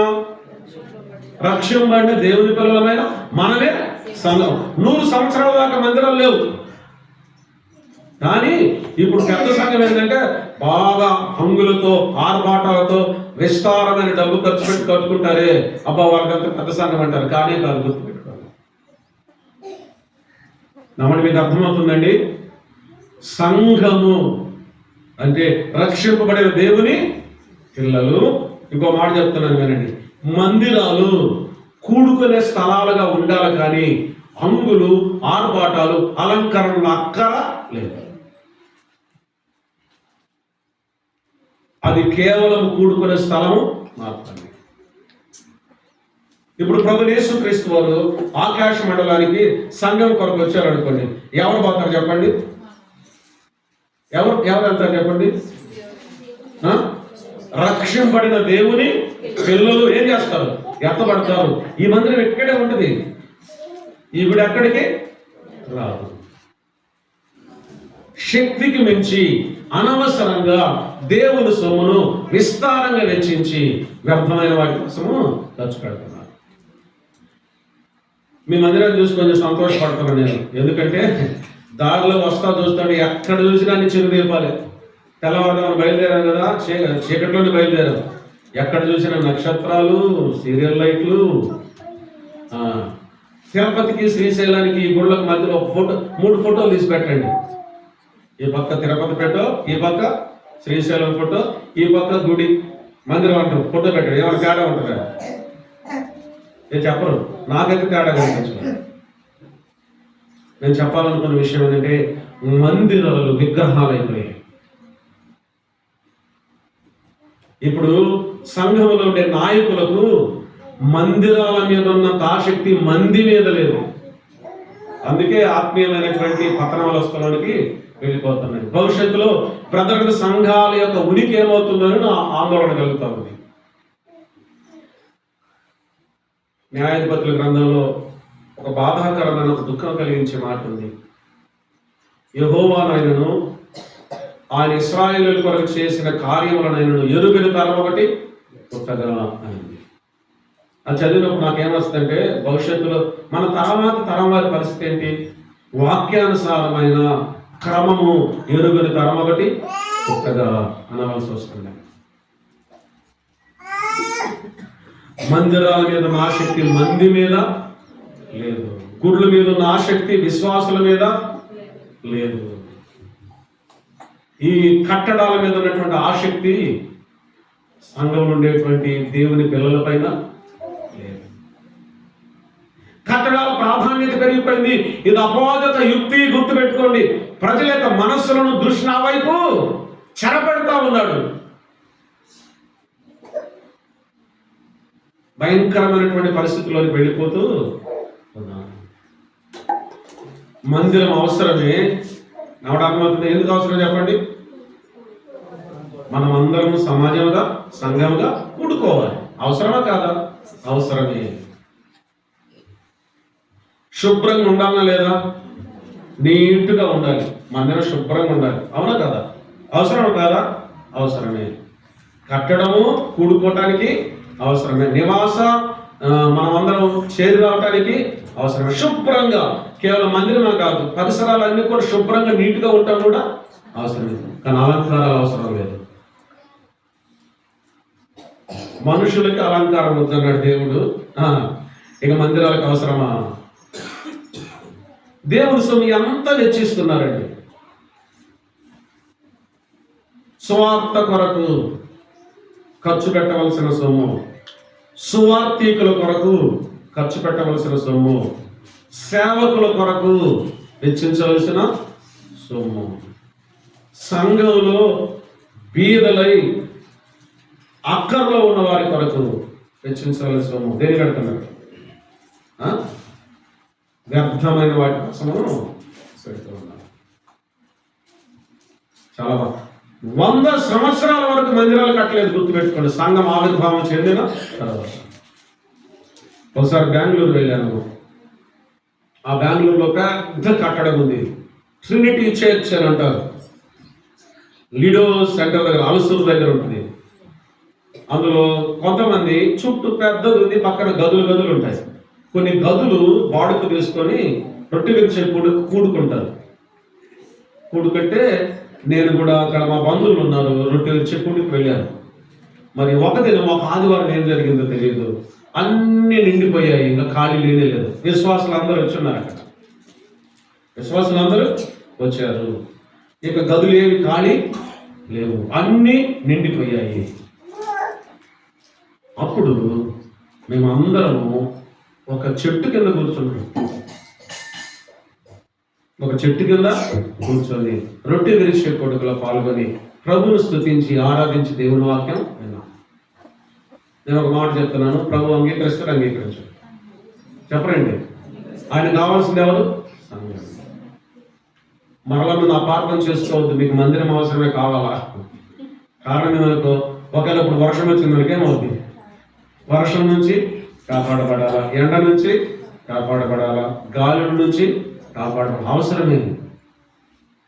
అవసరానికి తగినట్టు ఉండాలి. ఇది నెలలో చాలా చాలా స్థలాలలో మందిరాలకు ఉన్న ప్రాధాన్యత. ఒక పెద్ద ఏర్పాటు చేసుకొని ఆస్తులు ఏర్పాటు చేసుకొని పెద్ద మందిరాలు ఏర్పాటు చేసుకొని సమస్యలు వచ్చిన పరిస్థితులు, ఎంతో మంది దేవుని సేవకులను ఉత్పత్తి చేసిన ఒక సంఘం. నేను ఆ సంఘం ఊరి పేరు చెప్పను, సంఘం పేరు చెప్పను, విషయం మాత్రం చెప్తాను. గొప్ప గొప్ప ప్రసంగికులు దేవుని సేవకులు వచ్చారండి ఆ సంఘంలో నుంచి. తర్వాత ఏమని తెలిసిన, ఆస్తి విస్తరించడం ప్రారంభమైనప్పుడు కలహాలు ఏర్పడ్డాయి, గొడవలు పడ్డారు, పోలీసులు వచ్చి తలుపులు తీయాలి. ఎంత భయంకరమైన విషయం. ఇంకోటి కూడా, మా ఊళ్ళోనే మన సహవాసం, వేరే సహవాసం, ఎప్పుడు గొడవలే, కొట్టుకోవటాలు, కేసులు పెట్టుకోవటాలు, పోలీసులు రావటాలు గడియాలి. ఎందుకు? ఆస్తి, కోట్ల విలువ చేసే ఆస్తి. ప్రభువు చెప్పినట్లు, దేవుడు చెప్పినట్లు చేస్తే ఏ సమస్య లేదు. దేవుని మాటను ఉల్లంఘించినందువలన సమస్యలు వస్తూ ఉన్నాయి. మనకు అవసరమైనంత వరకు అనుకూలతలు కావాలి, ఇందులో ఏ సందేహం లేదు. నన్ను అపార్థం చేసుకోవద్దు. మందిరం అవసరమే, శుభ్రంగా ఉంచుకోవటం కూడా అవసరమే. ఎందుకు? మనం కూడి రావాలి కదా. నేను మీకు చెప్పాలనుకున్న విషయం, సంఘం ఆవిర్భావం చెందిన 100 సంవత్సరాల వరకు అసలు మందిరాలే కట్టలేదు. ఆ క్రమంలో ఆ దినాలలో కొలస్సీలో సంఘం ఉంది, కొలస్సీ పట్టణంలో సంఘం ఉంది. కొలస్సీ పట్టణంలో ఉన్న సంఘం ఫిలోమోను ఇంటిలో కూడుకుంటారు. ఎందుకంటే ఫిలోమోను ఒక పెద్ద ధనవంతుడు, భాగ్యవంతుడు. ఆ దినాలలో చాలా శ్రీమంతుడు. ఎవరు? ఫిలోమోను. ఆయన చాలా పెద్ద ఇల్లుంది. ఒక పెద్ద ఇల్లుంటే ఆ ఇంటిలో సంఘం కూడుకునేవారు. ఆ ఫిలోమోను ఇంటిలో కూడుకుంటున్న సంఘం కొలస్సీ సంఘం. ఆ ఫిలోమోను అనే ఆ సంఘ పెద్దకు పౌలు గారి పత్రిక రాశాడు. అర్థమవుతుందండి? కొలస్సీ సంఘం ఫిలోమోను ఇంటిలో కూడుకుంటారు. ఆ సంఘానికి ఫిలోమోను పెద్ద, ఆ పెద్దకు పౌలు గారి పత్రిక రాశాడు. ఆ పెద్ద అయినటువంటి ఫిలోమోను పౌలు గారి యొక్క పరిచర్యలోని ప్రభువును అంగీకరించి రక్షింపబడ్డారు. విశ్వాసములో అంతకంతకు ఆత్మను ఎరుగుతూ ఆ సంఘానికి పెద్ద అయ్యాడు. సంఘము తన ఇంటిలో కూడుకునే ధన్యత ఫిలోమోనునకు కలిగింది. అయితే అక్కడ ఒక సమస్య ఏర్పడింది. ఏమిటి ఆ సమస్య అంటే, ఈ ఫిలోమోన్ అనే శ్రీమంతుడు, ధనవంతుడు అంటేనే ఆయనకు ఒక దాసుడు ఉన్నాడు. ఆ రోజుల్లో జరిగే విషయం ఏంటంటే, దాసులను ఇలా చెప్పాలి, దాసులనే కంటే కూడా బానిసలను సంతలో పశువులను అమ్మినట్లు అమ్ముతారు. అర్థమైందండి? మామూలుగా వారంలో ఒక్కొక్క వారం పశువుల సంత జరుగుతుంది. కొన్ని చోట్ల వినుకొండలో కూడా జరుగుతుంది. అక్కడంతా మేకల గొర్రెలు అమ్ముతారు. సంత నూతల పాడని మంగళ దగ్గర అక్కడ కూడా జరుగుతుంది. అక్కడ అన్ని పశువులను అమ్ముతారు. అలాగూ బానిసలను సంతలో పశువుల్లాగా అమ్ముతారు. అటువంటి అమ్మబడిన ఒక బానిస ఒనేసిము అనే ఒక బానిస ఉన్నాడు. ఫిలోమోను ఒనేసిమును కొనుక్కున్నాడు. సంతలోకి వెళ్ళాడు, చూశాడు, పరిశీలన చేశాడు. నా ఇంట్లో అన్ని పనులు చేయగలడా లేదా, కావాల్సిన శక్తి ఉందా లేదా, ఆరోగ్యం ఉందా లేదా, పరిశీలన చేశాడు, పరీక్ష చేశాడు. పశువులు కొనేటప్పుడు ఏం చేస్తారు? మీరు ఏం చేస్తారు? కొనేవాళ్ళు ఎవరు ఇక్కడ? కొనే వ్యాపారం చేసేవాళ్ళు ఉంటారు. పశువులు కొనేటప్పుడు ఏం చేస్తారండి? అన్ని పరిశీలన చేస్తారు. కొంతమంది తోక పట్టుకొని కూడా వెతుకుతారు. మరి వాళ్ళకి తెలిసి మనకు తెలియదు. పరిశీలన చేసి పశువులు కొన్నారు. అలాగే పరిశీలన చేసి మనుషులను బానిసలుగా ఉంటారు. అలాగే ఒనేసిము కూడా ఫిలోమోను ఇంట్లో బానిస. వినండి, బానిసకు ఏ విధమైనటువంటి స్వాతంత్రం ఉండదు. పశువుల్లాగానే ఆ రోజులలో బానిసను కనుక చంపితే కేసు కూడా లేదు. మనిషే కదా, ఆయన చంపినా కేసు లేదు. అది బానిస జీవితం. కొనబడ్డాడు. ఫిలోమోను ఇంటిలోనికి వచ్చాడు. ఫిలోమోను ఇంటిలో నేరం చేశాడు ఈ ఒనేసిము అనేటువంటి బానిస. ఆ రోజుల్లో ధనవంతులైనటువంటి వారి ఇంట్లో తుపాకులు కూడా ఉంటాయి. టప్ అని కాల్ చేసినా కానీ ఎవరైనా ఉండేది, కాల్ చేసి ఈడ్చి పెట్టేస్తారు. కానీ ఒనేసిము ఆ ఇంట్లో ఉన్నాడు, బానిసగా ఉన్నాడు, పని చేస్తున్నాడు, నేరం చేశాడు. ఆ నేరం ఏంటి అనేది ఖచ్చితంగా తెలియదు, కానీ ఏదో దొంగతనము అని అంటారు. అలా నేరం చేసి ఒనేసిము పారిపోయాడు. ఒనేసిము పారిపోయి ఒక స్థలంలో పౌలును కలుసుకున్నాడు. అర్థమవుతుందండి? పౌలుకు ఉన్నటువంటి అలవాటు ఏంటో తెలిసిన, పౌలు ఎవరిని కలిసినా, ఎవరిని కొత్తగా కలుసుకున్నా, ఎవరు తనకు తారసపడినా ముందు ఏం చేస్తాడో తెలిసిన, సువార్త చెప్తాడు. ఎక్కడికి అక్కడ సువార్త చెప్తాడండి పౌలు గారు. అది సువార్త ఎక్కిన హృదయం. చెరసాలు వేస్తే ఏం చేశాడు? సువార్త చెప్పాడు. గృహ నిర్బంధం ఉంటే ఏం చేశాడు? సువార్త చెప్పాడు. కైసర్ దగ్గరికి తీర్పు తీసుకుని వెళ్తే ఏం చెప్పాడు? సువార్త చెప్పాడు. అగ్రిప్ప ప్రశ్నిస్తుంటే ఏం చెప్పాడు? సువార్త చెప్పాడు. సువార్త అది సువార్తికుని హృదయం. ఒక సువార్తికుని హృదయం ఏమిటంటే, తన కన్నులు ఎదుట ఒక వ్యక్తి కనబడినప్పుడు నరకాగ్ని గుండానికి ఏడవబడుతున్న పాపిగానే చూస్తాడు ఆ వ్యక్తిని. అయ్యో, నరకానికి వెళ్ళిపోతున్నాడు, ఈ వ్యక్తికి సువార్తను అందించాలి. అది సువార్తికుని యొక్క హృదయం. ఎంత ధనవంతుడైనా, ఎంత పేదోడైనా, మంచి వస్త్రాలు ధరించుకున్నా, లేకపోతే గుడ్డ పేలికలే ఖరీదులు కానిటువంటి బెల తక్కువ బట్టలు వేసుకున్నా, ఏమున్నా ఏమి లేకపోయినా, అధికారైనా లేక కూలివాడైనా, ఎవరైనా సరే ఒక వ్యక్తి తారసపడితే పౌలు గారికి ఎలా కనిపిస్తాడు తెలిసిన? పాపిలాగానే చూస్తాడు. పాపిలాగానే చూస్తాడు. ఎందుకు చూస్తాడంటే ప్రేమతో. అతను పాపే కనుక ఈ పాపి నరకానికి వెళ్ళకూడదు. పెద్ద ధనవంతుడు బ్రహ్మాండంగా ఉన్న కార్లో దిగినా కానీ పాపే. ఇలాగూ రోడ్డు ఊడ్చుకుంటూ పోతుంటే కూడా ఎవరు? నిండైన ఖరీదైన వస్త్రాలున్నా పాపి. వస్త్రహీనుడైన కూడా ఎవరు? నరకాగ్ని గుండానికి ఏడవబడుతున్నా పాపి కనిపిస్తాడు పౌలు గారికి. అది సువార్తికుని యొక్క హృదయం. వ్యక్తి కనిపించగానే నాశనానికి వెళుతున్నట్లుగా చూస్తాడు, సువార్త ప్రకటిస్తాడు. ఇప్పుడు జరిగిన విషయం ఏమిటంటే, ఒనేసిమునకు కూడా పౌలు గారు సువార్త ప్రకటించాడు. ఏం జరిగింది తెలిసిన? ఒనేసిము ప్రభు యేసుక్రీస్తు వారి సొంత రక్షకునిగా అంగీకరించాడు. పాపం విషయమై పశ్చాత్తాపడ్డాడు, ప్రభువును వేడుకున్నాడు, క్రీస్తు శిలువ రక్తం చేత విమోచింపబడ్డాడు, ఇప్పుడు రక్షింపబడ్డాడు. ఎవరు చెప్పండి? ఒనేసిము రక్షింపబడ్డాడు. ఫిలోమోను అనే ధనవంతుని, ఒక సంపన్నుని రక్షణలోకి నడిపించింది ఎవరు? పౌలు గారు. అదే సంపన్నుని దగ్గర ఉన్న ఒక బానిస, ప్రాణాలకు కూడా విలువలేని ఒక బానిసను కూడా ప్రభువులోకి నడిపించింది ఎవరు? పౌలు గారు. కనుక వీరిద్దరి ఎడల పౌలు గారికి స్వాతంత్రం ఉంది. దేన్ని బట్టి స్వాతంత్రం ఉంది తెలిసిన? ఆత్మీయతను బట్టి, వారిని ప్రభువులోకి నడిపించిన దానిని బట్టి. వీరిరువురి మధ్యలో లేక వీరిరువురి ఎడల పౌలు గారికి స్వాతంత్రం ఉంది.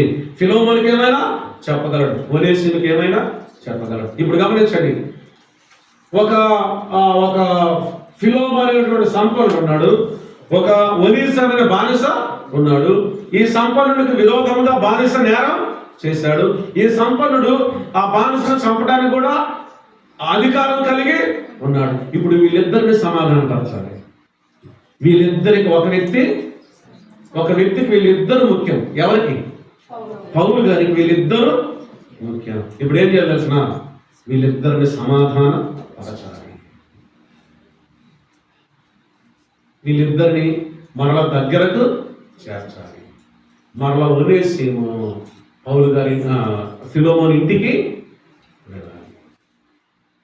చూసారండి? ఈ క్రమంలోనే ఇందు నిమిత్తమే ఒనేసిమును మరలా ఫిలోమోను ఇంటిలోనికి చేర్చడానికి పౌలు గారు ఫిలోమోను పత్రిక, అది ఫిలోమోనుకు రాసిన పత్రిక యొక్క నేపథ్యము. ఇప్పుడు వీరిరువురిని సమాధాన పరచాలి. ఫిలోమోను ఉన్నాడు, ఒనేసిము ఉన్నాడు, పౌలు ఉన్నాడు. ఫిలోమోను పరిశుద్ధుడు, విశ్వాసి. ఒనేసిము నేరం చేసిన పాపి. పౌలు మధ్యవర్తి. అర్థమైందండి? ఒకసారి ఆలోచన చేద్దాం. మన జీవితాలు కూడా ఇలాగే ఉన్నాయి. ఎలా తెలిసిన? ఉన్నతుడైన, సర్వోన్నతుడైన, అత్యున్నతుడైన దేవుడు ఉన్నాడు. ఆయన ఆకాశ మహాకాశంలో పట్టజాలని వాడు. ఆయన అంటాడు, ఆకాశము నా సింహాసనము, భూమి నా పాదపీఠము అని అన్నాడు. ఆయనంటూ వారు ఎవరును లేదు. అత్యున్నత సింహాసనం పైన ఆసీనుడైన వాడు. అంటే అర్థం తెలిసిన? ఆయన పైన ఎవరు లేరు, ఆయన ప్రక్కన ఎవరు లేరు, ఆయనకు సమీపాన ఎవరు. అత్యున్నతుడు, ఉన్నతమైన వాడు. అందుకే తిమోతి పత్రికలో ఆయనకి ఏమని పేరు పెట్టారంటే, దేవుడికి శ్రీమంతుడు అని పేరు పెట్టాడు. చదువు, మాట చదవాలని ఆశగా ఉంది. తిమోతికి రాసినటువంటి మొదటి పత్రిక 6వ అధ్యాయము. తిమోతికి రాసిన మొదటి పత్రిక 6వ అధ్యాయం 15వ వచనం 16వ వచనాన్ని చదువుతున్నాను. మీ బైబిల్ గ్రంథాన్ని తీసి చూడండి. తిమోతి మొదటి పత్రిక 6, 15, 16. శ్రీమంతుడును అద్వితీయుడునగు సర్వాధిపతి యుక్త కాలములయందు ఆ ప్రత్యక్షతను కనుపరచును. ఆ సర్వాధిపతి రాజులకు రాజును, ప్రభువులకు ప్రభువునై ఉన్నాడు.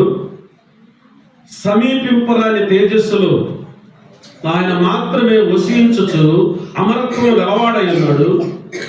మనుషులలో ఎవడునూ ఆయనను చూడలేదు, ఎవడునూ చూడనేరడు. ఆయనకు ఘనతయు శాశ్వతమైన ప్రభావమును కలిగి ఉండును గాక. సమీపింపాలని తేజస్సులో అమరత్వం కలిగిన శ్రీమంతుడు దేవుడు. శరాపులు, మహాదూతలు 2 రెక్కలతో తమ ముఖమును కప్పుకొని, 2 రెక్కలతో తమ కాళ్ళను కప్పుకొనుచు, 2 రెక్కలతో ఎగురుచు, సైన్యములకు అధిపతి యెహోవా పరిశుద్ధుడు పరిశుద్ధుడు పరిశుద్ధుడని గాన ప్రతిగానాలు చేస్తూ ఉన్నారు. ఆయనను చూడలేక ముఖము కప్పుకున్నారు. ఆయన ఎదురు నిలవలేక ఎగురుతూ ఉన్నారు. అపవిత్రతకు తావలేక కాళ్ళను కప్పుకున్నారు. అంత ఉన్నతమైన వాడు దేవుడు. ఆయన వంటి వారు పరిశుద్ధుడు. సమీపింపరాని తేజస్సులో అమరత్వము కలిగిన వాడు. ఎంత ఉన్నతమైన వాడండి దేవుడు. ఆయన సార్వభౌమాధికారం కలిగిన వాడు. అంటే 3 మాటలు చెప్పచ్చు. ఆయన సార్వభౌమాధికారం కలిగిన వాడు అనే దానికి 3 మాటలు. సర్వశక్తి గలవాడు, సర్వవ్యాపి అయిన వాడు, సర్వజ్ఞాని అయిన వాడు. సర్వశక్తి గలవాడు, ఆయన శక్తికి మించింది ఏది కూడా లేదు.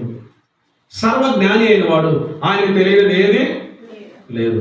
సర్వవ్యాపి అయిన వాడు, ఆయన లేకుండా ఏది కూడా ఇది ఎక్కడా కూడా లేదు. సర్వవ్యాపి వేరు, సర్వంతర్యామి వేరు. సర్వంతర్యామి కాదు, సర్వవ్యాపి. సర్వంతర్యామి అంటే అన్నింటిలో ఉన్నవాడు. సర్వవ్యాపి అంటే అన్ని చోట్ల ఉన్నవాడు. తేడా ఏంటంటే సర్వవ్యాపి అంటే అన్ని చోట్ల ఉన్నాడు, సమస్తాన్ని ఒకేసారి చూడగలడు. సర్వంతర్యామి అంటే అన్నింటిలో ఉన్నవాడంటే దాన్ని ఆధారం చేసుకుని ఏమంటారంటే అన్నింటిలో ఉన్నవాడు కాబట్టి చెట్టులో ఉన్నాడు, పుట్టులో ఉన్నాడు, రాయిలో ఉన్నాడు, రప్పలో ఉన్నాడు అంటారు. కనుక సర్వ అంతర్యామి కాదు, సర్వ వ్యాపి. చిన్నప్పుడు ఎవరైనా పిల్లలు ఏదైనా అబద్ధమైన తప్పు చేశారు, దొంగతనం చేశారు, పక్కలో ఏమంటారు, దేవుడు చూస్తున్నప్పుడు దేవుడు గంపంత కళ్ళు అంటే అర్థం. గంపంత కళ్ళు నిజంగా ఉంటాయని కాదు, సమస్తాన్ని చూడగలిగిన ఏకకాలంలో వీటిని సార్వభౌమాధికారం కలిగిన వాడు అనే మాటను, సార్వభౌమాధికారం క్రింద 3 మాటలను ఇంగ్లీష్లో ఇలా చెప్తారు. సార్వభౌమాధికారం కలిగిన వాడు అంటే సోవరెన్ గాడ్ అని అంటారు. సోవరెన్ కింద సైడ్ హెడ్డింగ్స్. ఆయన సోవరెన్ పవర్ కింద ఉండేది ఏంటో తెలిసిన? సర్వశక్తి గలవాడు, సర్వజ్ఞాని, సర్వవ్యాపి. ఓమ్ని పొటెంట్ అని అంటారు, అంటే సర్వశక్తి గలవాడు. ఓమ్నిషియంట్ అంటే సర్వ జ్ఞానం కలిగిన వాడు. ఓమ్ని ప్రెజెన్స్ అంటే సర్వవ్యాపి అయిన వాడు. Sovereign, omnipotent, omniscient, omnipresence. సార్వభౌమాధికారం కలిగిన వాడు, సర్వశక్తి గలవాడు, సర్వజ్ఞాని అయిన వాడు, సర్వవ్యాపి అయిన వాడు. ఆయన ఎదురు దాగలిగిన వారు ఎవరైనా ఉన్నారా? జాగ్రత్త. మన జీవితాలను గురించి మనం ఆలోచన చేసేటప్పుడు ఎవ్వరు చూడలేదు అనుకుంటాం. చూడండి, కొన్నిసార్లు తప్పు చేసేటప్పుడు, పొరపాటు చేసేటప్పుడు ఏమనుకుంటాం? నేను చెప్పలేదు చెప్పరు, ఎవ్వరు చూడలేదు అనుకుంటారు లేదు, ఎవ్వరు చూడలేదు అనుకుంటాం. కానీ ఎవరు చూస్తున్నారు? ఆ భయం ఒక ఆయన కలిగి ఉన్నాడు. ఎవరు? మీరు చెప్తారులే ఎవరు? ఆయన యోసేపు. అందుకే పాపం ఏదైనా సరే అది దేవుడికి విరోధం. గుర్తుపెట్టుకోండి. నీవు ఎవరికి విరోధంగా చేసినా పాపం ఎవరికి విరోధం? దేవునికి విరోధం. ఆయన సార్వభౌమ అధికారం కలిగిన వాడు. వినండి, అటువంటి ఉన్నతుడైన దేవుడు ఒక ప్రక్కుంటే ఒనేసిము లాంటి పాపి ఒక ప్రక్క. అది మానవుని యొక్క జీవితం. పాపి అయిన మనిషి. మన జీవితం ఏంటి చెప్పండి? దేవుని వాక్యం ఎలా తెలియచేస్తుంది? నేడైనను రేపైనను ఒకనొక పట్టణంలోకి వెళ్ళి వ్యాపారం చేసి లాభం సంపాదించుకునేవారండి అని చెప్పుకున్న వారు లాగా రేపు దేవునికి సంబంధించిన మీకు మీ జీవం ఏర్పాటుది. మీరు అంతలో కనబడి అంతలో మాయమైపోయి ఆవిరి వంటి వారే. మన బ్రతుకులు అట్టండి. ఇంకోటి ఏం చెప్పమంటారా? నరుని హృదయ ఆలోచన బాల్యం నుండి కేవలము, అవునా కాదా? పిల్లలకు అబద్ధాలు బూతులు నేర్పించాల్సిన అవసరమే లేదు. యాంత్రికంగా వచ్చేస్తాయి అంతే. ఇంకా ఆ సమయంలో వచ్చేస్తాయి. ఏంటని నేను కొడుకునో బిడ్డనో ఏందో ఇలా చేశానంటే నేను చేయలేదు మమ్మీ, నేను చేయలేదు డాడీ అంటూ చేసి ఉంటారు. అది నేర్పాల్సిన అవసరం యాంత్రికంగా వస్తుంది. హృదయంలో ఆ పాప స్వభావం ఉంది. అది మొదటి ఆదాం మనకి ఇచ్చిన ఆస్తి. గుర్తుపెట్టుకోండి. ఇంకోటేం తెలిసిన? భ్రష్టత్వంలో ఉన్నాం. రోమిలకు రాసిన పత్రిక 1:28 ఇలాగ ఉంది. ఏమని తెలిసిన? మరియు వారు తమ మనసులో దేవునికి చోటు నల్లక పోయారు కనుక చేయరాని కార్యములు చేయటకు భ్రష్ట మనసునకు దేవుడు వారిని చెడిపోయిన జీవితం. రోమిలకు రాసిన 1వ పత్రిక 1వ అధ్యాయంలో అన్యజనుల యొక్క దుర్నీతి ఏంటో తెలిసిన? సృష్టికర్తకు బదులుగా సృష్టిని పూజించి సేవించారు. 2వ అధ్యాయంలో యూదుల యొక్క స్వనీతి ఏంటో తెలిసిన? మతమును ఆధారం చేసుకున్నారు. మాకు దేవాలయం ఉంది, బలులు ఉన్నాయి, అర్పణలు ఉన్నాయి, ఆచారాలు ఉన్నాయి, సాంప్రదాయాలు ఉన్నాయి. దేవుడు మా దేవుడే. చాలా మంది అనుకుంటారు కదా, దేవుడు మా దేవుడు అంటే మా కులానికి, లేకపోతే మా గ్రామానికి, లేకపోతే మాకు. దేవుడు అందరికీ దేవుడు. అయ్యా అపోస్తలుల కార్యం 10:36 ఏం చెప్తుంది? యేసుక్రీస్తు అందరికీ ప్రభు అని చెప్తుంది. ఇందులో కులం, పేట, గ్రామం, లేకపోతే పెద్దవాళ్ళు, చిన్నవాళ్ళు, తెగలు, భాషలు, దేశాలు, భేదాలు లేనే లేదు. అందరికి ఒక్కడే దేవుడు. కానీ మీరేమనుకుంటారు తెలుసా? మాకే దేవుడు అని గర్విస్తూ ఉన్నారు.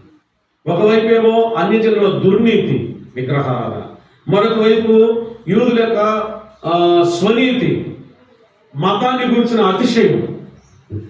అందుకే 3వ అధ్యాయంలోనికి రాగానే 1వ అధ్యాయం అన్యులు, 2వ అధ్యాయం యూదులు, 3వ అధ్యాయంలోకి రాగానే నీతిమంతులు లేడు ఒక్కడు, అందరూ త్రోవ తప్పి ఏకముగా పనికి మాలిన వారు ఆయన. ఏ భేదం లేదు, అందరూ పాపము చేసి దేవుడి గురించి మహిమను పొందలేకపోతున్నాం. ప్రియమైన వాళ్ళ మన స్థితి అదండి. ఫిలోమోను ఉన్నతమైన వాడు, ఒనేసిము మరణానికి పాత్రుడు. ఎందుకు చేసిన నేరాన్ని, తప్పు చేశాడు, పాపం చేశాడు. దేవుడు పరిశుద్ధుడు, మనందరం కూడా మరణ పాత్రులం. ఎందుకు తెలిసిన? పాపాన్ని. ఏలైనా ఒక మనుషుని ద్వారా పాపమును, పాపము ద్వారా మరణమును లోకములోనికి ఎలాగూ ప్రవేశించను అని అన్నాడు. మన పాపాన్ని బట్టి మనం దేనికి చెందిన వారం, దేనికి పాత్రలు? మరణానికి పాత్రలు. ఫిలోమోను ఒనేసిమును కాల్ చేస్తే నేరం లేదు. దేవుడు మానవుణ్ణి ఎంత శిక్షించిన నరకంలో పడివేసినా అది నేరం కాదు దేవునికి. ఎంత తేడా ఉందో చూడండి. ఈ దినాలలో చాలా గర్వించి తిరుగుబాటు చేస్తున్నారు దేవుని మీద. స్టీఫెన్ హాకిన్స్ అనే ఒక ఆయన ఉన్నాడు, వింటున్నారా? ఆయన ఒక శాస్త్రవేత్త. మనుషుడు ఎక్కువ కాలం జీవించాలా, దానికి కావాల్సిన మందు కనిపెట్టాలని ప్రయత్నం చేశాడు. ఆయన అన్నాడు, దేవుడా, మానవుడు 1000 సంవత్సరాలు బ్రతికే మందు కనిపెట్టా, ఇంక నీ పని అయిపోయింది దేవుడా అన్నాడు. ఎంత గర్వమో చూడండి హృదయం. 100 సంవత్సరాలు కూడా బ్రతికిలా చనిపోయింది ఆయన. కుర్చీ పాలైన చివరకు కుర్చీలో నెట్టుకుంటూ రావాలి. చూస్తేనే ఆ మనిషి చివరి స్థితి చూస్తేనే చాలా ధైర్యంగా బాధాకరంగా ఉంది. దేవుని మీద తిరుగుబాటు, పాపం దేవుని మీద తిరుగుబాటు చేసేటట్లు చేసింది. ఒక గాయకుడు, ప్రపంచ ప్రఖ్యాతి గాంచిన గాయకుడు, ఆయన పాడి కార్యక్రమం అయిపోయిన తర్వాత ఆ వేదిక మీదనే కుర్చీలో కూర్చొని కాలు మీద కాలు వేసుకొని పైకి చూసి సిగరెట్ తాగి పైకి చూశాడంట. వాళ్ళు పైకి చూసి పగ దేవా నీకు అన్నాడంట. ఎంత గర్వం! దేవుని మీద తిరుగుబాటు. కొద్ది రోజుల్లోనే ఊపిరితిత్తుల క్యాన్సర్తో చచ్చిపోయాడు. మానవుని యొక్క గర్వం. అలాగే మనం ఎవరము కోరుకోం, దేవుడు కూడా కోరుకో. అది వారు స్వయాన తెచ్చుకున్నది. అది ఏ వ్యక్తి కీడుకు దేవుడు బాధ్యుడు, అది ఎవరికి వారే బాధ్యుడు. మానవుల స్థితిని. ఇప్పుడు ఒనేసిము ధైర్యంగా ఫిలోమోను దగ్గరికి రాగలడా? చెప్పండి, ఉన్నారా మీరు ఇక్కడ? రాగలడా? ఏం చెప్పరు. ఫిలోమోను అన్నాడు, ఒనేసిము నేరం చేసిండు. ఇప్పుడు నేరుగా ధైర్యంగా ఫిలోమోను దగ్గరికి ఒనేసిము రాగలడా? రాలేడు. ఎందుకు? నేరం చేశాడు. వచ్చే అర్హత లేదు, వచ్చే ధైర్యము లేదు, వచ్చే అవకాశం. అద్భుతమైన విషయం తెలుసుకున్నందుకు ప్రియమైన వాళ్ళ, వీరి మధ్యలో ఒక ఆయన వచ్చాడు. అర్థమైందండి? వీరి మధ్యలో ఒక ఆయనే పౌలు. పౌలు చెప్పిన మాట ఎంత అద్భుతంగా చదువుతుందో చూడండి. ఫిలోమోను రాసిన పత్రిక ఎన్ని అధ్యాయాలు ఉన్నాయి? ఒకే అధ్యాయము ఉంది. 25 వచనాలు ఉన్నాయి. 18 వచనం చదువుతున్నాను చూడండి. అతడు నీకు ఏ నష్టమైన కలుగ చేసిన ఎడల, నీకు ఏమైనా రుణమున్న ఎడల అది నా లెక్కలో చేర్చు. చూసారండి,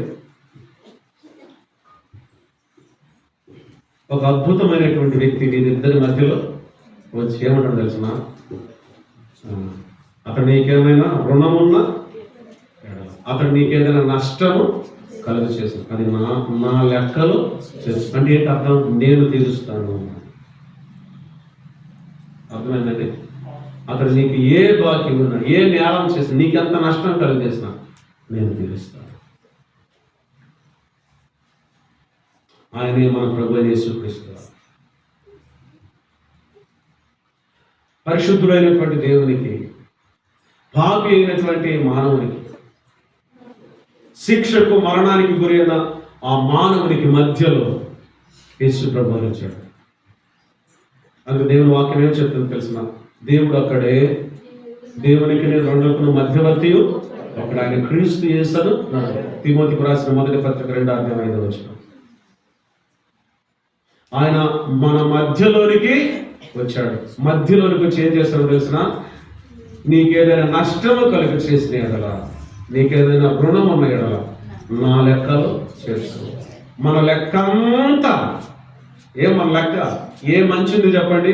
మన లెక్క, మన పాపపు లెక్క అంతా ఎవరిపైన మోపబడింది? ప్రభువైన యేసుక్రీస్తు వారి మీద మోపబడింది. ఈ మాటలు చదవాలని నాకు ఆశగా ఉంది. చదువుతాను చూడండి. యెషయా గ్రంథం 53వ అధ్యాయం మన లెక్క ఆయన మీద ఎలా మోపబడిందో చూద్దాం. చూడండి, 4వ వచనం నుండి కొన్ని వచనాలు నేను చదువుతూ ఉంటాను. 4 నుండి, నిశ్చయముగా అతడు మన రోగములను భరించెను, మన వ్యసనములను వహించెను. ఆయనను మొత్తబడిన వానిగాను, దేవుని వలన బాధింపబడిన వానిగాను, శ్రమ నొందిన వానిగాను మనం అతనిని ఎంచితిమి. మన అతిక్రమ క్రియలను బట్టి అతడు గాయపరచబడను, మన దోషములను బట్టి నలుగొట్టబడను, మన సమాధానాత్మకమైన శిక్ష అతని మీద పడింది. అతడు పొందిన దెబ్బల చేత మనకు స్వస్థత కలుగుతున్నది. మనమందరము గొర్రెల త్రోవ తప్పిపోతుంది, మనలో ప్రతి వాడు తనకి ఇష్టమైన త్రోవకు తొలగను.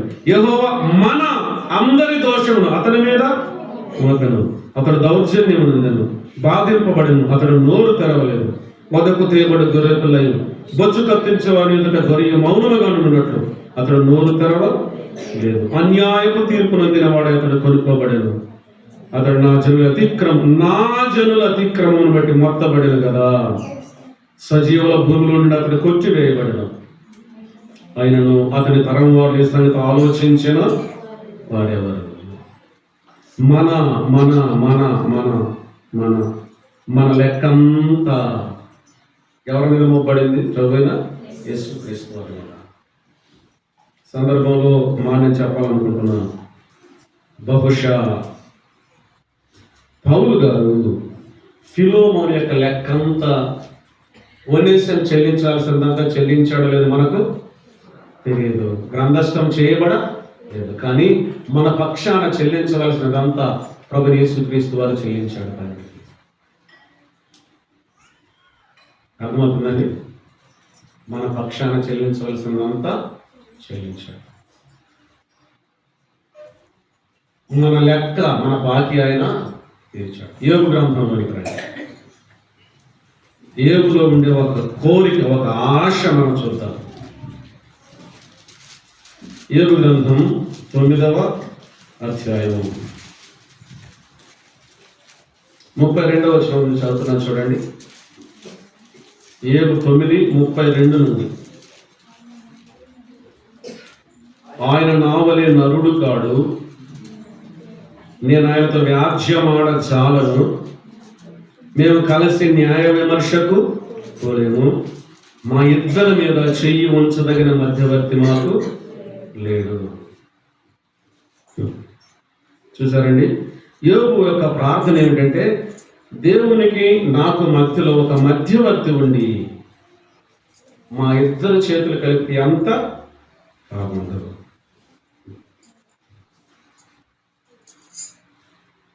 యోబు అప్పుడు చెప్పాడు, కానీ ఆ ప్రవచనం ప్రభువైన యేసుక్రీస్తు వారిలో నెరవేరింది. యెషయా గ్రంథం 49వ అధ్యాయంలోకి రండి. యెషయా గ్రంథం 49వ అధ్యాయం.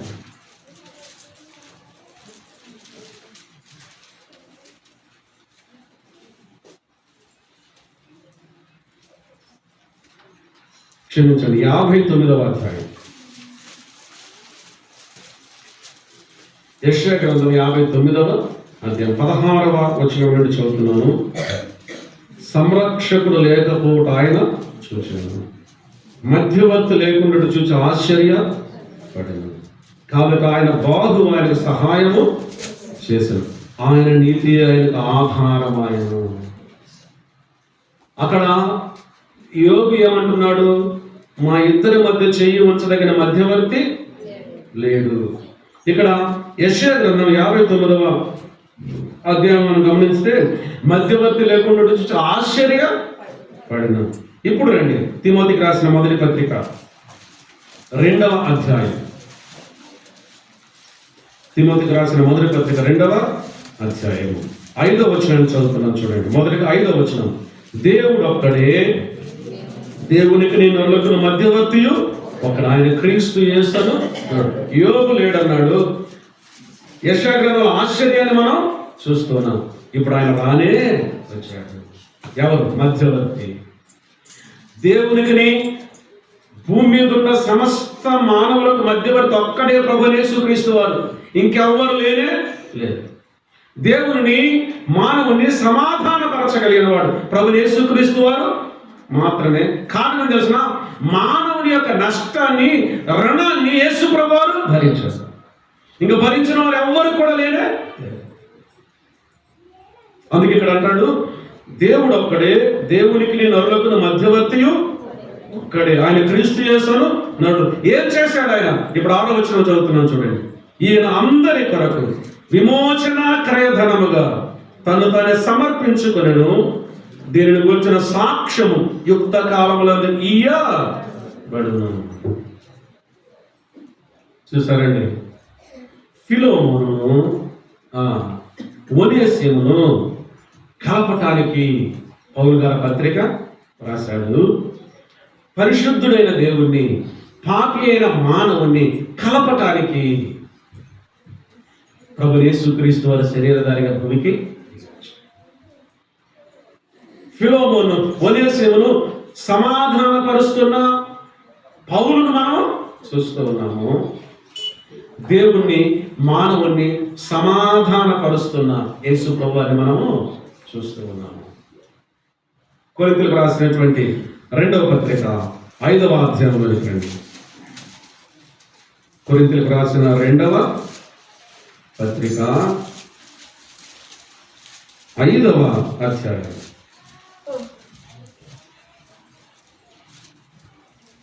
17వ వచనం నుండి చదువుతున్నాను. 5వ అధ్యాయం వచ్చిన 17 నుండి. కాగా ఎవడైనా క్రీస్తునందున్న ఎడల వాడు నూతన సృష్టి, పాతవి గతించిన ఇదిగో క్రొత్తవాయు. సమస్తమును దేవుని వలననైనది, ఆయన మనల్ని క్రీస్తు ద్వారా తనతో సమాధానపరుచుకొని ఆ సమాధానపరచు పరిచర్యను మాకు అనుగ్రహించును. అదేమనగా దేవుడు వారి అపరాధములను వారి మీద మోపక క్రీస్తునందు లోకమును తనతో సమాధానపరచుకొనొచ్చు. ఆ సమాధాన వాక్యమును మాకు అప్పగించను. 20వ వచనం చదువుతున్నాను. కావున దేవుడు మా ద్వారా వేడుకొనినట్లు మేము క్రీస్తుకు రాయబారులమై దేవునితో సమాధాన పరుడని క్రీస్తు పక్షముగా మిమ్మల్ని బతిమాలుకొను. ఇప్పుడు క్రీస్తు ఏం చేస్తున్నాడు? దేవునితో సమాధాన పరుస్తూ ఉన్నాడు. పౌలు ఏం చేశాడు? ఒనేసిమును ఫిలోమోనుతో ఏం చేశాడు? సమాధాన పరిచాడు. ప్రభు యేసుక్రీస్తు వారు ఏం చేశాడు? పరిశుద్ధులైన దేవుణ్ణి, పాపి అయిన మానవుని సమాధాన పరిచాడు. ఎలా తెలిసిన? పాపి యొక్క నష్టాన్ని, పాపి యొక్క రుణాన్ని తీర్చుట ద్వారా. అది ఆయన మరణం, ఆయన శిలువ, తలపైన ముళ్ళ కిరీటం పెట్టబడి, దేహం అంతా కొరడాల చేత చేర్చబడి, కాళ్ళలో చేతుల వేకులు దగ్గట్టబడి, శిలువలో వేలాడుతూ ఉండగా దేవునికి మానవునికి మధ్యవర్తిగా సమాధాన కార్యాన్ని చేస్తూ ఉన్నాడు. సమాధాన కార్యాన్ని చేస్తున్నాడు ప్రభువైన యేసుక్రీస్తు వారు. క్రీస్తునందు ప్రియమైన వాళ్ళారా, ఇంతవరకు ఎవరైనా ప్రభువైన యేసుక్రీస్తు వారి సొంత రక్షకుడిని అంగీకరించి రక్షింపబడకపోతే భయంకరమైన శిక్ష, ఘోరమైనటువంటి తీర్పు కాచుకొని, అదంతా భయంకరమైనదంటే దేవుడు మాత్రమే తెలియజేస్తుంది. అగ్ని ఆరదు, పురుగు యుగాయుగములు ఏతాడు. ఒకటి, నువ్వు పరిశుద్ధులైన దేవుడి దగ్గరైనా ఉండాలి, లేకపోతే ఎక్కడ ఉండాలి? అపవాది వీళ్ళ అగ్నిగుండంలోనైనా. అలాగూ అగ్నిగుండానికి వెళ్ళకుండా దేవుడితో కూడా పరలోకంలో పరిశుద్ధ స్థలం ఉండాలంటే నీ పాప సమస్య పరిష్కారం కావాలి, నీ నష్టం తీరాలి, నీ రుణము నీ వల్ల కాదు, ఎవరి వల్ల కాదు, యేసు ప్రభు తీర్చాడు. పౌలు పత్రిక రాస్తూ ఉన్నాడు, ఇతను నీవు చేర్చుకోవాలి, నీకు ఏదైనా రుణం అంటే నేను. ప్రభు యేసుక్రీస్తు వారి దగ్గరికి వచ్చి, ప్రభువా పాపినైన నన్ను క్షమించు. ఒనేసిమును ఏం చేశాడు? పౌలు దగ్గర పాప విషయం పశ్చాత్తాపడి యేసుక్రీస్తు ప్రభువుని సొంత రక్షకునిగా అంగీకరించాడు. ఇప్పుడు సమాధానానికి మార్గం ఏర్పరచబడింది. ఎవరైనా సరే, ఎంత ఘోర పాపి అయినా సరే, మరణానికి పాత్రుడైన ఘోర పాపి అయినా సరే, ప్రభు యేసుక్రీస్తు వారి దగ్గరికి వచ్చి, ప్రభువా పాపినైన నన్ను క్షమించు. కానీ ఖర్చు లేదు, కాలకెప్పట లేదు, ఉన్న చోట ఉన్న పాటనే ప్రభు పాపి నేను నన్ను క్షమించండి. నీ పాపాలన్నీ క్షమిస్తాడు. ఆయన క్షమించలేని పాపం అంటే లేదే లేదు. దేవునితో సమాధానం. ఇప్పుడు నేనేమవుతుందో తెలిసిన, ఇప్పుడు దేవునికి ఏమవుతుందో తెలిసిన, ప్రభు నమ్ముకొని రక్షమని ఇప్పుడు దేవునికి ఏమవుతుందో తెలిసిన, ఎంతవరకు శత్రువుగా ఉన్నా నువ్వు ఇప్పుడు ఏమో తెలిసిన దేవుని కుమారుడు అవుతున్నాడు. ఆహా, ఎంత భాగ్యం. వారసుడు వారసాలు అవుతావు, దత్తపుత్రత్వాన్ని పొందుతావు, అబ్బా తండ్రిని మొరపెట్టే ధన్యత కలుగుతుంది. ధైర్యంగా దేవుని దగ్గరికి వెళ్ళగలరు. ఇప్పుడు ఒనేసారి ధైర్యంగా ఫిలోమోను దగ్గరికి వెళ్ళగలడు. ఎవరిని బట్టి? పౌలుని బట్టి. ఏ పాపిష్టి మానవుడైనా సరే యేసుక్రీస్తు ప్రభువాన్ని బట్టి ఆయన శిలువ రక్తం చేత విమోచింపబడిన ద్వారా ధైర్యంగా కృపాసనం వద్దకు చేరగలడు. జీవము కలిగిన దేవుని వద్దకు చేరగలడు. సంబంధం పునరుద్ధరించ ఫిలోమోను ఒనేసిన సంబంధం పునరుద్ధరించ దేవునికి మనకున్న సంబంధం పునరుద్ధరించ. అదే ఫిలోమోనుకు రాసినటువంటి పత్రిక. కొలస్సీ సంఘం, కొలస్సీలకు, ఫిలోమోనుకు, లవోదికేకు ముగ్గురికి రాశాడు పత్రికలు. కొలస్సీ సంఘానికి రాశాడు, ఫిలోమోనుకు రాశాడు, లవోదికే సంఘానికి రాసి 3 పత్రికలు ఒకేసారి పంపించాడు. ఒక్క మాట చదువుదామా? కొలస్సీలకు రాసిన పత్రికలు అనుకోండి, చదివి ముగించుకుందాం. కొలస్సీలకు రాసిన పత్రిక 4వ అధ్యాయము 16వ వచనం చదువుతున్నాం చూడండి. వచనం 16. ఈ పత్రిక మీరు చదివించుకున్న తర్వాత, ఏ పత్రిక? కొలస్సీలకు రాసిన పత్రిక. లవోదికయ వారి సంఘములోను చదివించుడి. లవోదికయకు రాసి పంపిన పత్రికను మీరును చదివించుకోండి. కొలస్సీలకు పత్రిక, లవోదికయలకు పత్రిక, ఫిలోమోనుకు అప్పుడే పత్రిక రాశాడు. ఈ 3 పత్రికలు రాసి పౌలు గారు పంపించాడు. 3 వ్యక్తులు మనం చూసాం: ఫిలోమోను, ఒనేసిము, పౌలు. 3 అద్భుతమైన విషయాలు మనం చూస్తున్నాం.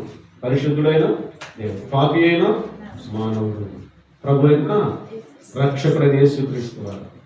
పరిశుద్ధుడైన దేవుని, పాపి అయిన మానవుని, రక్షకుడైన యేసుక్రీస్తు వారు సమాధానపరిచిన మధ్యవర్తిగా ఈ మధ్యాహ్న కాలం వేళ ఇంకా ఎవరైనా పాపంలోనే ఉంటే, శిక్షలోనే ఉంటే, నరకానికి ఏడవబడుతుంటే, మరణానికి ఏడవబడుతుంటే, నిన్ను విడిపించడానికి, నీకు మధ్యవర్తిత్వం చేయడానికి యేసుక్రీస్తు వారు సిద్ధంగా నువ్వేం చేయాల్సిన అవసరం లేదు. కానీ ఖర్చు లేదు, కాల తిప్పట ఉన్న చోట ఉన్న పాటిని యేసు ప్రభు పాపినైన నన్ను క్షమించండి, కానీ నీ పాపాలన్నీ క్షమించబడతాయి. అందుకే యేసు ప్రభు వారు సిలువలో బలి అయిపోయి మరణించి తిరిగి లేచాడు. తండ్రి యొక్క దేవుని యొక్క నీకు ప్రవేశం జరుగుతుంది. ఏ క్షణం, ఏ గడియో. ఒకవేళ అలా కాకపోతే లోకాన్ని విడిస్తే నరకానికి వెళ్తావు. ఇప్పుడు ప్రభు ఇస్తే నరకానికి వెళ్ళవద్దు. వద్దు. యేసు ప్రభుని సొంత రక్షకునిగా అంగీకరించి దేవునితో సమాధానపడి ఈ ఆశీర్వాదాలు అనుభవించాలని ప్రభు నామమున మనం చేస్తున్నాం. ప్రభు మాటలు మన కొరకు దీవించి ఆశీర్వదించుగాక. ఆమేన్.